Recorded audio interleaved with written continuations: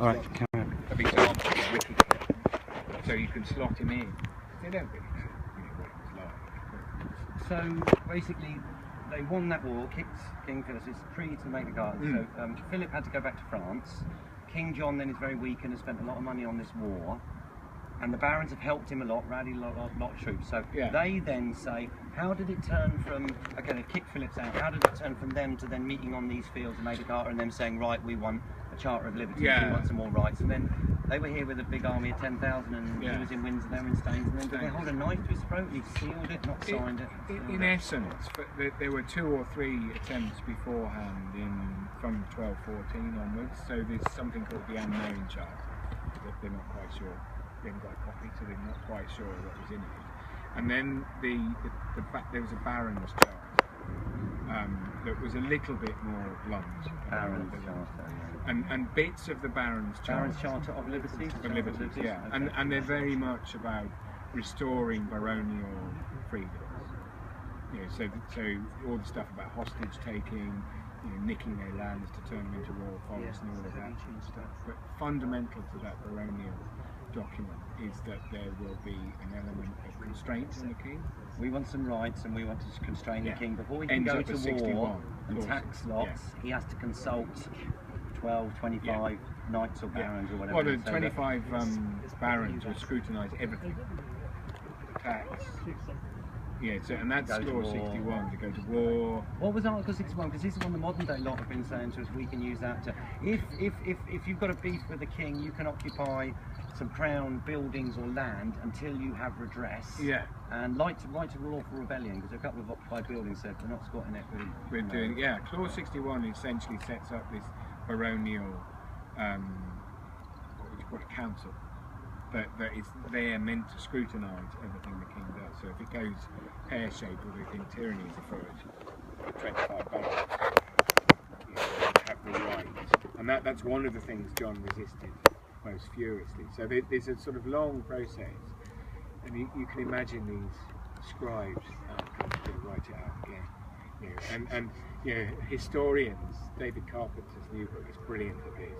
Looks at the slight changes between the Unknown Charter, the baronial charter, the Charter of Runnymede, and then the eventual Charter of 1225 that adjusts it even a little bit. Yeah, adjusted several times. So how they came to be after the war to here, and then the short period afterwards, John went away, and then kind of, you know, he'd sealed it, but then apparently he kind of reneged on it very quickly. He said, no, I don't want to honour this. 6 weeks.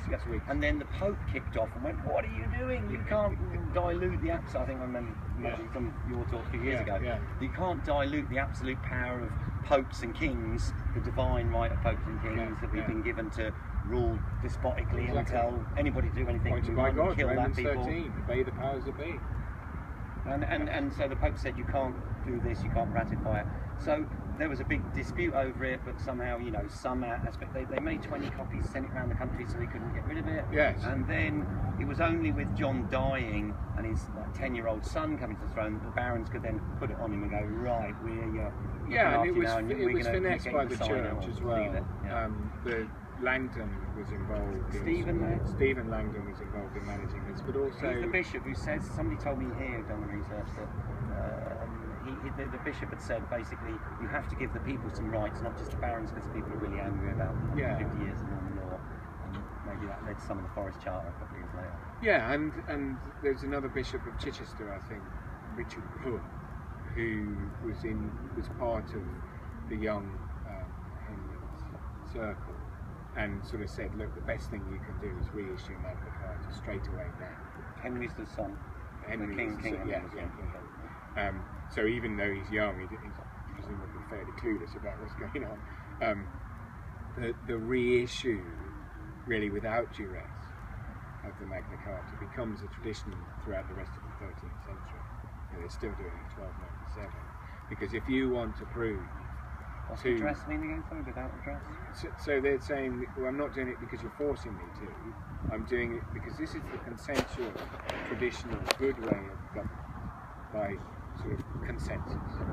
So we don't have to think about, this is the language of the Henrys, we don't have to think that this has been forced on us. This was recovering an ancient constitution this is the way we should work. There's a consent thing in the, in the older times, Celtic times, they talked about a king being the consort of the goddess and kind of married to the goddess in the land, and that a good king would look after the land and the people, and and if they become a bad king, then they weren't helping the people in the land. Yeah, and it's one way subsequently in the early modern period that even the power of the church, Romans 13, the biggest political statement in Scripture, obey the powers that be. There's not a lot of wriggle roll there. Like modern Scripture that Paul wrote, or it's Roman, it's New Testament. New Testament, obey the powers that be. The tricky thing is though the word powers. So there's more than one power in any community, and if your king isn't acting to his proper office, i.e. is behaving in an ungodly or tyrannical way, unjust and arbitrary laws, the other powers, i.e. the lower magistrates, have to do something about it. So by the 16th century they turn Romans 13 into a justification for rebellion, which is very clever, very clever. Not a lot of Protestants like that. And it's the same sort of principle that if you're governing, you're not empowered to rule arbitrarily. Your duty is to ensure the common wealth, the collective benefits of everybody. And that, what does welfare mean today?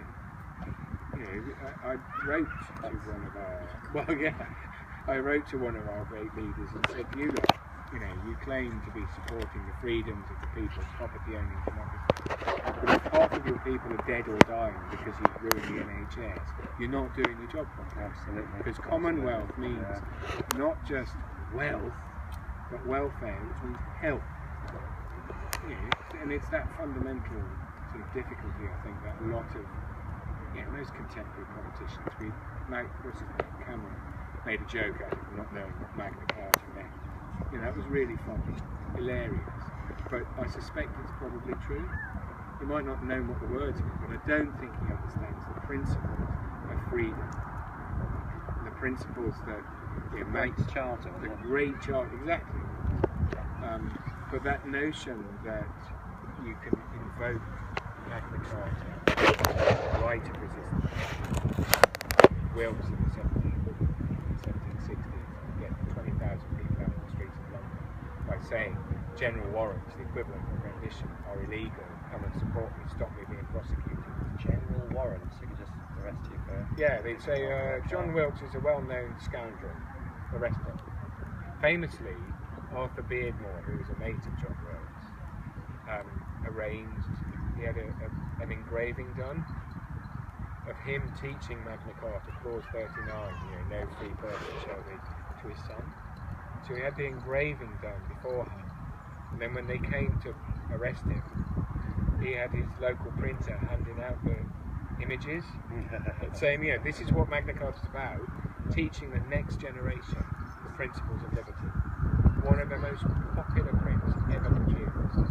And then subsequently, anybody who was a radical wanted their portrait done teaching their children the principles of Magna Carta. Do we teach our children the principles of Magna Carta? Minecraft. Sorry, that's racist. New charter of liberties needed. Well, and this like you say, you're doing a kids with kids. Constitutional convention. What about the kids and all ages? Everybody. Maybe this is going to be on the 800s in the media. Shall we say that in the media field, because this will be debated from the Russia Today up already to the Wall Street Journal, to Daily Mail, to Guardian or the Independent, we're doing stuff. There will be a massive debate about the constitutional situation. The representation new comes from it. The representation that's going on in the national press is to some measure absolutely hilarious.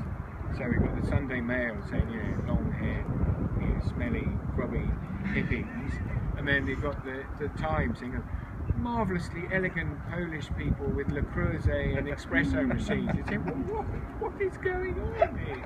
There's something bizarre going on. And how much of the actual real issues about democracy, civil liberties, the Independent, in fairness, printed about eco-villages all around the M25 and did put that being about anyone else out there has got any land that they would like to share or offer to be used by people or for eco-villages. Then, you know, and that was very progressive, and we've been asking newspapers for years, so anyone's got any spare buildings or bits of land they'd like something environmental, sustainable community on, you know, and we have had deals over the years. No, I mean, I'm harvesting all of this because this will become, you know, the historical record for how, as with, say, the diggers in the 1640s, you know, one group in the old tradition said, you know, these are all mad people. They're dangerous, they don't wear clothes, you know, they're probably going to murder you in your beds. And then another group said, well, no, they're just good Christians, let them carry on. So that sort of, obviously the representation was slightly cruder because they didn't have cameras and TVs, but they did representations, and it's the same project. So we're hopping a bit again in the time machine, but the diggers, Simon, I think, said to me, shocked me when he said there was about 100 diggers camps after the Civil War. I didn't realise that many. I thought there was. We went to St George's Hill for a land reclaiming, the land is ours years ago, which the airport, and then we did a memorial stone, stayed there for about a week. But I thought there was like one in Surrey and one in Brighton, and like maybe 5, 6, 7, 8, 9, 10, but 100 all over. No, there's a wonderful book called Brave Communities by a historian called John Gurney, who unfortunately, although he was a young person in his early 40s, died in December. And there's still some of his legacy on the web. If you put diggers and contemporary movements, he's written quite a few things about it. But he really explored how, a little bit like after the First World War, there were Soviets all over England, but they've all been after the First World War, there was Soviets. Because I know a bit of the history. After the Second World War, there was 1946 to 49. I did it in my squatting workshop. There was a massive wave of squatting and occupations, both of, you know, houses and luxury flats and whatever it was in the cities, but also army camps where people came back, their homes had been bombed out in the Blitz. You had soldiers whose families didn't have any homes whatsoever. Their house had been blown up in the East End of London or wherever, and they saw people had left their houses and gone off to America or died in the Blitz, and there was no owner. These houses just sat there empty, and they also saw army bases that had like 300 accommodation units, and they turn up with a mob of 200-300 in this gate, and there'd be a couple of sentries going, you can't come in. And be like, mate, I was fighting Hitler 3 months ago, this is my D-mob suit. On your bike, we're coming in, and they would go in, and it got so big, and it went Harry Cowley and the Vigilantes in Brighton, and lots of operations in London, and right up to Birmingham and Midlands, and you know, all about Scotland and Wales. So that the government got quite worried that we're taking over a lot of army bases, and there was occupation of like 100 luxury flats in London, the Holborn, this and the other. And they actually, about 47, 48, they created a legalised form of squatting, which I can't remember the name for, but they actually said, all right, rather than you all breaking into this army base and housing yourself, we're going to let you into this army base. And they said the only difference between the 1946-47 squatters and then the legalised squatters was that the old ones would fix the doors, the windows, the electrics and the water themselves. They'd get a committee together and they'd organise it. Who's going to fix the electrics and the water or whatever. Whereas the legalised ones, they would have been let into a camp by the council, and they'd bring the council up and go, can you come and sort the water out, please? We need them. Whatever it was. But you know, we need some, you know, there's 1.5 million empty buildings in the UK. You know, 120,000 homeless people is the official figure. It's actually about 500,000 invisible homeless living sofa surfing and bed and breakfast and living with aunties and uncles and friends and family or whatever. And we need some kind of solutions. You know? Many of our politicians would see that as a great commercial opportunity to make even more money rather than to actually address the fundamental problem. In fact, it is. You know, the way our system's set up, the MPs who brought in the law criminalising residential squatting, Mike Weatherly and Mike Freer, they were paid £120,000 for their campaign fund by 2 massive landlords associations. Oh, they bring this law in, who then forces another of the 50,000 odd people who are squatting into the rented market or back out onto the streets or into bed and breakfast or whatever it is, making a massive amount. And it's all legal in our system. They have declared in the House of Commons Register, paid £120,000 by landlords to Landlords Association, and now I'm really pushing for this law to criminalise squatting, which is really going to benefit the landlords. The corporates have taken over so much. The that's the big threat today is global capital. And money in the politics. Most of the politicians are too pitiful in terms of, one, I think understanding the core principles of freedom, liberty, welfare, but they want to make a living out of it. They want to be highly regarded. We can forget that human beings